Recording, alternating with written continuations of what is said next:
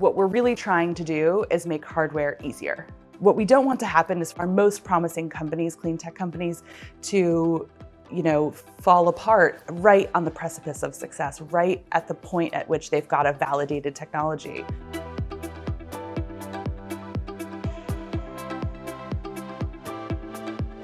There are these sort of inherent barriers between startup companies and manufacturers and hardware investors. And so MCore is meant to sort of reduce the friction between these actors.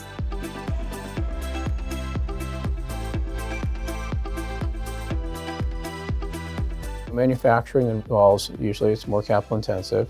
The timescales to build the company and then ultimately get it sold are more complex. MCore is one of the latest stage programs that we offer. In particular, the program helps them go from the prototype stage, where they might have built something in either their own laboratory or perhaps even at home, but they need to scale it up so that they can fill orders for hundreds or thousands of units.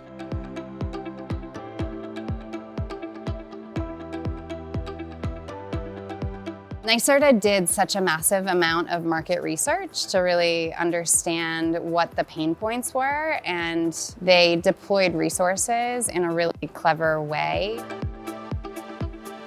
MCore is a highly individualized program. We really try to curate that and make it very individual and very actionable. If you look at sort of the range of companies, the products they're making, some full-scale production may be 10 units a year.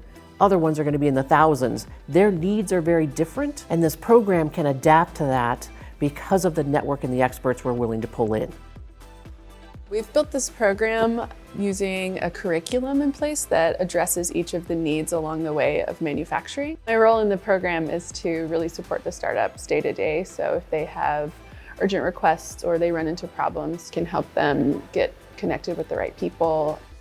The MCore program, by its very nature, is really going to help get manufacturing moving.